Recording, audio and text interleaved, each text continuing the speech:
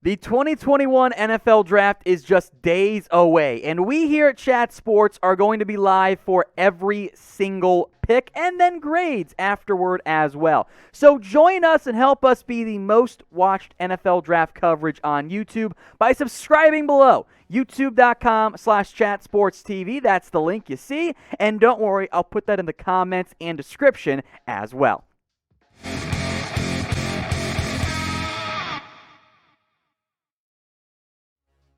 Cowboys draft rumors are heating up as the NFL draft rapidly approaches. So let's break down the latest, and it actually comes to us courtesy of Stephen Jones, who stoked some trade rumors around the Cowboys.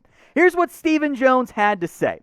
He says the Cowboys have had talks with teams who could try to move back into the first round. Now, we'll break down his quote here in depth, but I don't believe there's anything too serious or too far along in these trade talks. What I believe the Cowboys are doing here, and other teams are doing, is laying the groundwork, if you will, to, hey, if a particular player or player starts to fall, we're interested, so don't send your pick in quite that fast. We'll call you. What are you generally looking for in a move down? Kind of getting some framework done, so that way, in the 10 minutes the team has on the clock, they can work quickly to get a trade done. Here's what Stephen Jones had to say, making note there were some, what I call Jerryisms in his exact quote. It's really just starting to pick up in terms of, I'm sure at the top it's hot because we've already seen one trade been made, but probably where we sit, it's where we're starting to get a few calls, and I think it will only pick up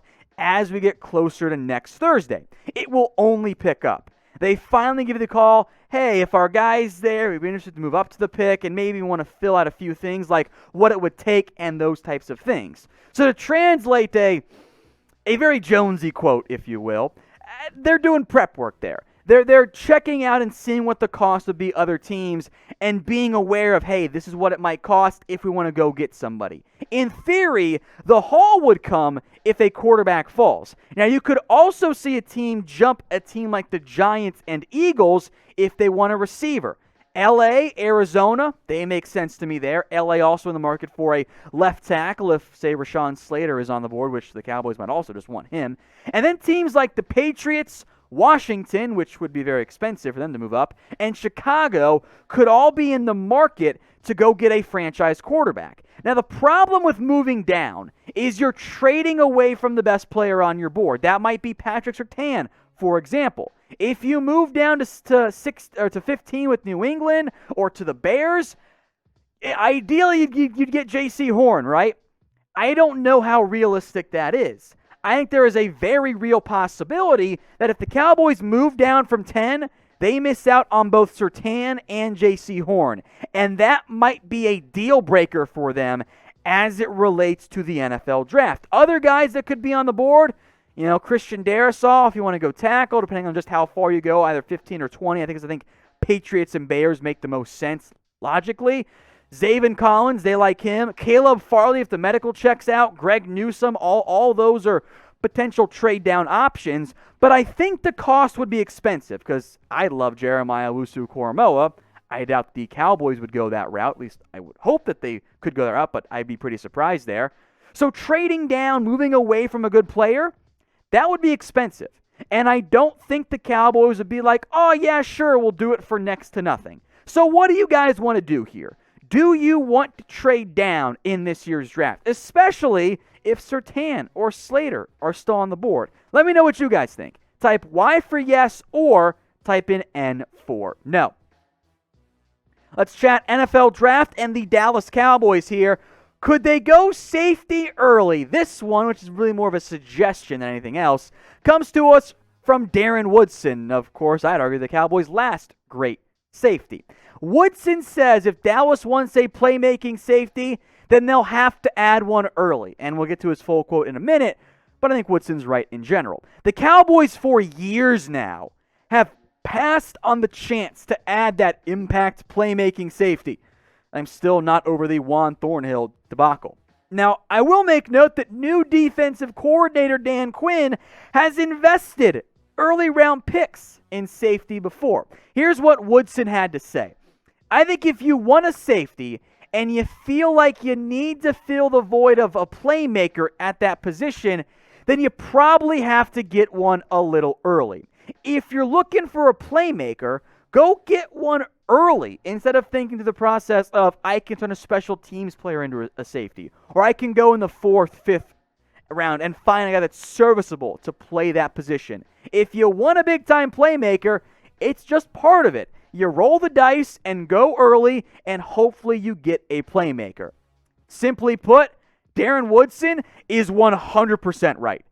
This speaks to me on a deep personal level as someone who has begged the organization for years to go get a safety early.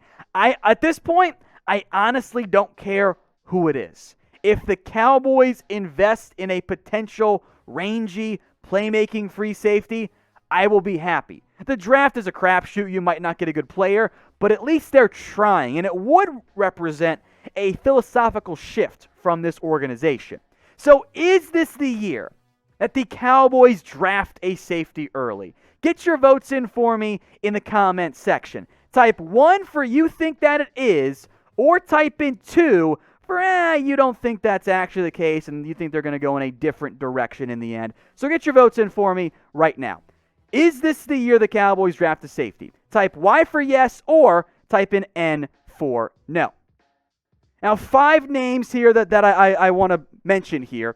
Trevon Moehrig, Richie Grant, Jevon Holland, Cisco, and Jamar Johnson. All of them are what I think could be true free safety options. So we've talked about many of them, so let's go player by player here, at least briefly, as we discuss the top safety targets for the Cowboys. I think Trevon Moehrig is the top guy on their board in terms of the safeties, not overall, obviously.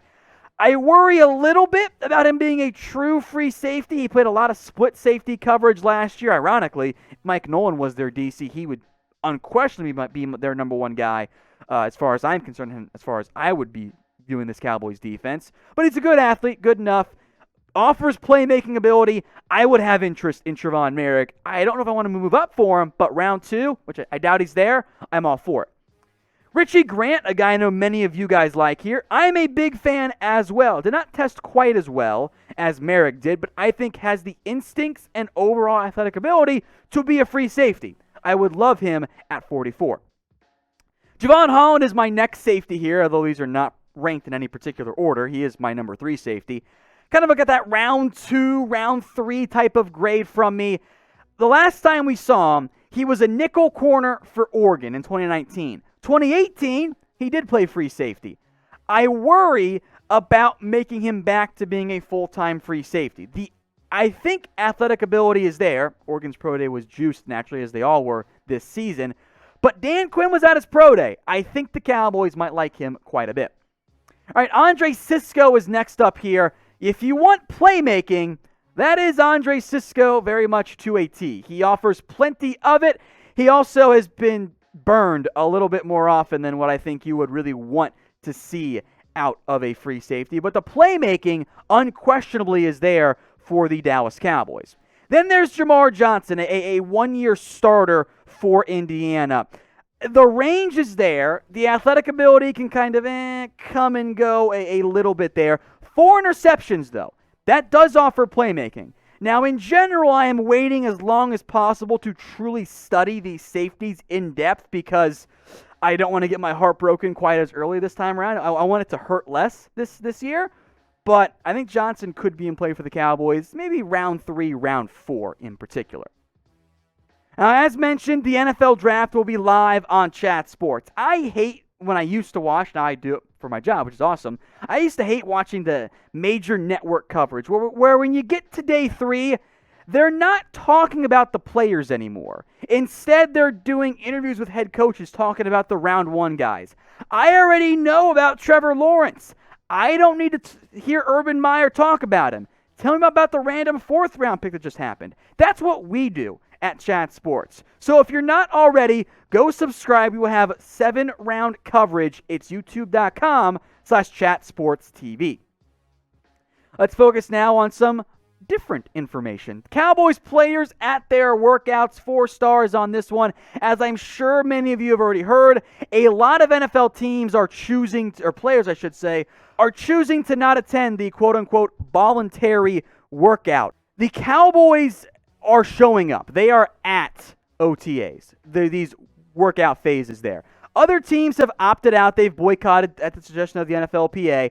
I think one of the big reasons why the Cowboys did not do this is, well, there are some pretty significant financial incentives for them to not do it. Several of their notable players, Dak Prescott included among them, as Patrick mentioned in his article on CBS Sports, there are $500,000 de-escalator clauses in their contract for those of them who don't show up for the voluntary off-season OTA program workout type of stuff. So that's some pretty good reason to show up. So Dak Prescott, Zeke, Amari Cooper, Tank Lawrence, they all had this in terms of this de-escalator, so I'm pretty sure that they're there because, you live in Dallas, you've got great facilities. It's a good reason to show up. Now, I understand the mindset of the NFLPA trying to make this virtual stuff going on. I do think, though, in general, probably best for the players to work out at the facility as opposed to just working out on their own. I think it's going to be a better result. Now, if you want to opt out, I get it. I'm not going to hold it against you, but I think it's for the best. So get your votes in. Are you glad the Cowboys players showed up? Type A for yes or B for no.